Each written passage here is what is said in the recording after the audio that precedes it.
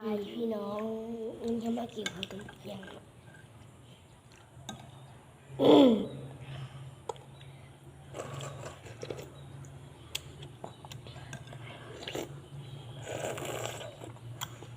แล้วค่อยข้างแซ่บเนาะ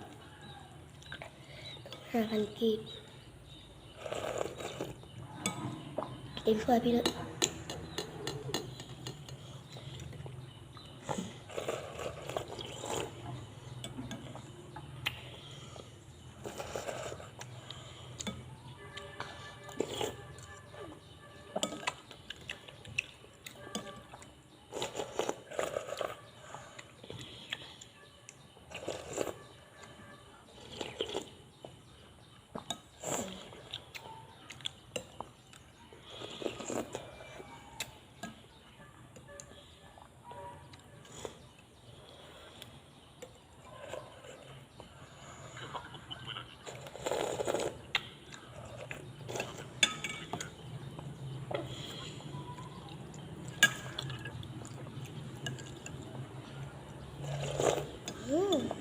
แซ่บพี่น้อง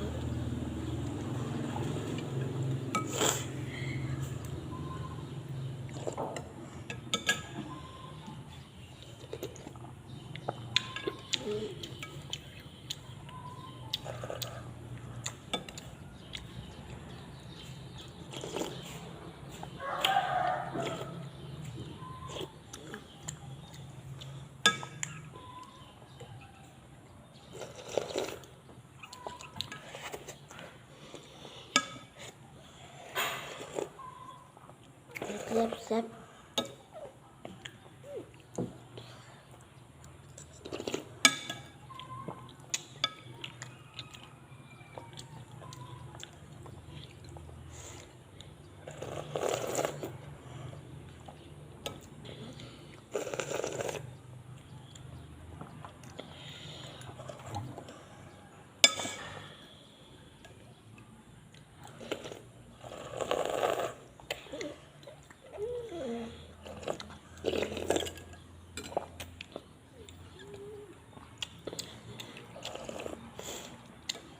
แพ้พี่น้องมากินเด้อแพ้พี่น้องมากินเด้อ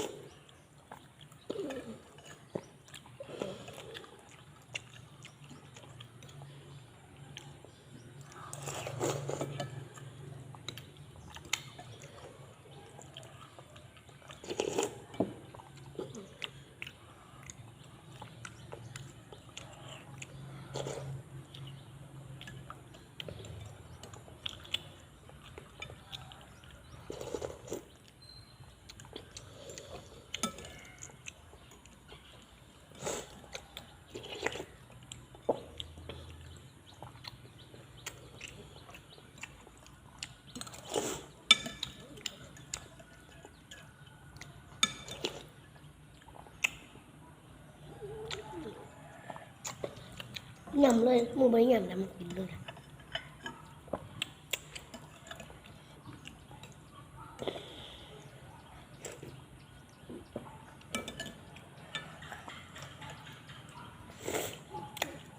เขาเราเอายิ้มเอายำ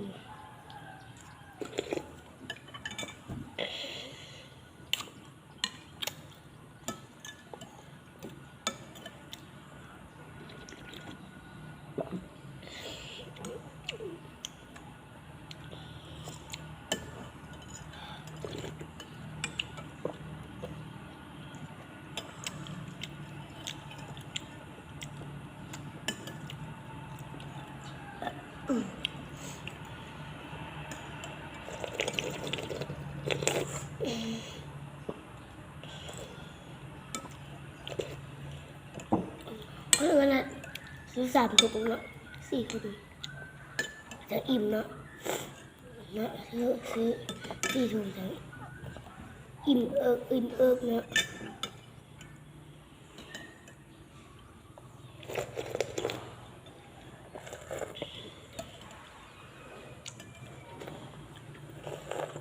น่ากินเลยพอเก็บนี่ก็เบิดเพียงสำนี้เนาะบ๊ายบาย